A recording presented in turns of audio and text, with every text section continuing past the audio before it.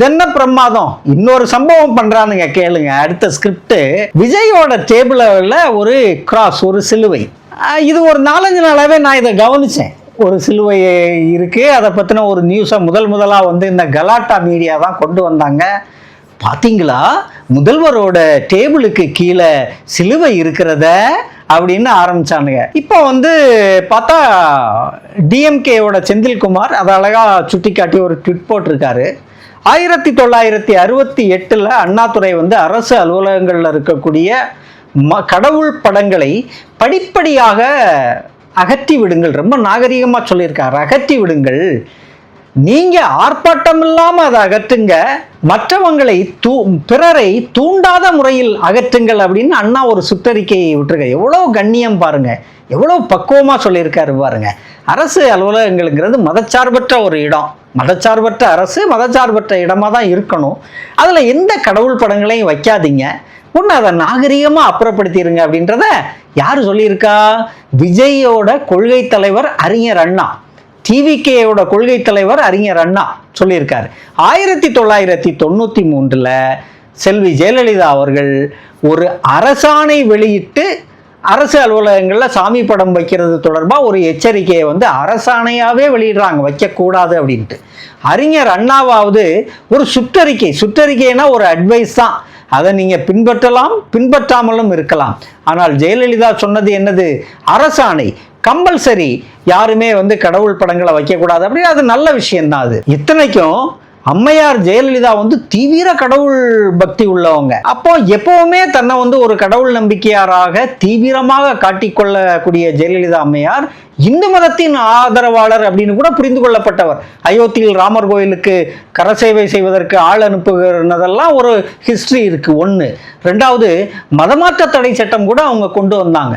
இதையெல்லாம் கொண்டு வந்த ஜெயலலிதா அம்மையார் தான் 93 இப்படி ஒரு அரசாணையை வந்து வெளியிட்டு இருக்காங்க அப்படின்றது ஒரு ஆச்சரியமான விஷயம்தான். இதையெல்லாம் சுட்டி காட்டி தான் திமுகவோட செந்தில் வந்து இந்த ட்விட்டை வந்து போட்டிருக்காரு. சரி, இது சரியா அப்படின்னா தப்பு. முதல்வர் மக்களின் வரிப்பணத்தில் ஊதியம் வாங்கக்கூடியவர். அவர் ஜோசப் விஜயா இருக்கலாம், அவருக்கு ஜீசஸ் நம்பிக்கை இருக்கலாம். இன்னும் சொல்லப்போனால் பர்சனலாக ஒன்று சொல்கிறேன், நாங்கள்லாம் 5 நூற்றாண்டுகளுக்கு முன்பே கத்தோலிக்க மதத்தை தழுவியவர்கள். நாங்கள் வந்து எங்கள் ஃபேமிலியில் ஒரு இந்துவே பார்க்க முடியாது, அந்த அளவுக்கு கத்தோலிக்க திருச்சபையோட ஜீசஸோட ஒன்று கலந்தவர்கள் நாங்கள். ஆனால் ஜீசஸ், கத்தோலிக்கம், இயேசு, தேவாலயம் இதெல்லாம் என்னோட பர்சனல், என்னோட நம்பிக்கை. அதை நான் பொது வழியில் எக்ஸிபிட் பண்ண முடியாது. பொது வழியில் அதை நான் அடையாளப்படுத்தி கொள்ளக்கூடாது, செய்யவும் முடியாது. நான் இண்டிவிஜுவலாக பண்ணிக்கலாம், ஆனால் ஒரு பொது சேவகனாக வரும்போது இதெல்லாம் நான் பண்ணவே கூடாது. முதல்வர் மக்களின் வரிப்பணத்தில் ஊதியம் வாங்குறவர், அவர் இருக்கிற இடம் பொதுமக்களுக்கு சொந்தமானது, அரசுக்கு சொந்தமானது. அந்த மாதிரி ஒரு இடத்துல ஒரு மத அடையாளத்தை வைக்கும்போது நாளைக்கு அதை பிஜேபி, ஆர்எஸ்எஸ் அரசியலுக்கு பயன்படுத்துவதற்கு இவர்களே தூண்டுவது போல இருப்பது மட்டுமல்ல, அந்த அரசியல் வெற்றி பெறுவதற்கான ஒரு வாய்ப்பை ஜோசப் விஜய் உருவாக்கி கொடுக்கிறார் அப்படின்றது தான் உண்மை. சட்டமன்றத்தில் சபாநாயகராக ஜேசிடி பிரபாகர் இருக்கிறார். ஜேசிடி பிரபாகர் ஒரு கிறிஸ்தவர், ஆழ்ந்த கடவுள் நம்பிக்கை உள்ளவர், ஆழ்ந்த ஜீசஸை பின்பற்றக்கூடியவர். அது அவரோட நம்பிக்கை. ஆனா சட்டமன்ற கூட்டத்தொடர் தொடங்கும் போது ஒரு பைபிள் வசனம் சொல்வதும் இயேசுவை புகழ்ந்து ஸ்லாய்க்கிறதும் தேவையில்லாத வேலை. மதச்சார்பற்ற அரசுங்கள ஒரு திருக்குறளை சொல்லலாம், அதை மட்டுமே சொல்லி வந்து முடிச்சுக்கலாம். எவ்வளவோ நம்மளுக்கு மரபுகள் இருக்கு. அதையெல்லாம் விட்டுட்டு ஒரு நாம நம்பக்கூடிய, நாம பின்பற்றக்கூடிய ஒரு வழிபாட்டில இருந்து, குறிப்பிட்ட ஒரு கடவுள் இதுல இருந்து ஒரு விஷயத்தை எடுத்து பண்றது வந்து அது வந்து இங்க இருக்கக்கூடிய பெரும்பான்மை மதவாதத்துக்கு பலியாகுது. இப்ப இதோட மெயின் புள்ளி எது அப்படின்னாக்க, இதுக்கு முன்னாடி பார்த்தீங்கன்னா ஒரு முஸ்லீம் அமைச்சர் பதவி இருக்கும்போது ஒரு துவா ஓதுனாங்க அவங்களோட அதுவும் அரசு அலுவலகம். துவா ஓதுனது சட்டமன்றத்தில் ஜேசிடி பிரபாகர் வந்து பைபிள் வசனங்கள் சொன்னது. இப்போ முதல்வர் விஜய் வந்து ஒரு சிலுவையை வச்சிருக்கிறது. இது திட்டமிட்டு ஒரு வெறுப்பரசியலை வந்து உருவாக்குவதற்கான ஒரு வாய்ப்பை இவர்கள் திட்டமிட்டு ஒரு ஸ்கிரிப்டடா ஒர்க் பண்றாங்களோ அப்படின்ற சந்தேகம் வந்து இருக்கு. ஏன்னா தமிழ்நாட்டில் இந்துத்துவ அரசியல் வந்து எடுபடலை, இன்னைக்கு வரைக்கும் எடுபடலை. பிஜேபி இங்கே கால் நுழைய முடியலை. அதுக்கு காரணம் யாரு? விஜய் அப்பா எஸ்.ஏ. சந்திரசேகரா? இல்லை விஜய் காரணமா? இல்லை விஜய்க்கு தாத்தா காரணமா?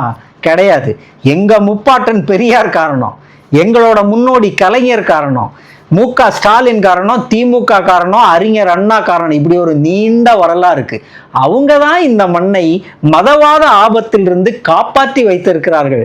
காரணம், அவர்கள் எல்லா மக்களுக்குமான ரைட்ஸ், உரிமைகளை பேசுனாங்க. ஆனா நீங்க என்ன பண்றீங்க?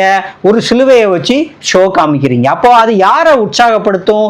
கிறிஸ்தவர்களை ஹாப்பி ஆகும், என்ன கூட ஹாப்பி ஆகும். ஏன்னா நான் ஒரு கத்தோலிக்கன் தான். அதை பார்த்தோன்னா சரி நம்ம சிலுவையை வச்சிருக்கிறாரு அப்படின்னு எனக்கு தோணும். ஆனால் அதை பார்க்கக்கூடிய பிற மதத்துக்காரர்களுக்கு இன்றைய காலகட்டத்தில் அது ஒரு வெறுப்பை உண்டாக்கும், கண்டிப்பா வெறுப்பை உண்டாக்கும். ஆக மொத்தத்தில் இது ஒரு வெறுப்பரசியலுக்கான ஸ்கிரிப்ட் இதுக்குள்ள இருக்குதோ அப்படின்ற சந்தேகம் கண்டிப்பா எல்லாருக்கும் எழுது. எனக்குமே அப்படி ஒரு எண்ணம் தோண்டிக்கிட்டே தான் இருந்தது ஆரம்பத்துல இருந்து. இப்ப போக போக முதல்ல ஜேசிடி பிரபாகர் சட்டமன்றத்தில் நடந்துகிட்டது, இப்போ விஜய் அவர்கள் சிலுவை வச்சிருக்கிறது அப்படின்ட்டு இவங்க சிறுபான்மை மக்களோட வாக்கு வங்கிக்காக இதை பண்றாங்களா அல்லது ஒரு பெரும் பிளவு ஏற்படட்டும் நாம பார்த்துக்கலாம் அப்படின்னு நினைக்கிறாங்களா அப்படின்றது தெரியல. பொறுத்திருந்து பார்ப்போம். என்னோட சேனலை சப்ஸ்கிரைப் பண்ணுங்க. வணக்கம்.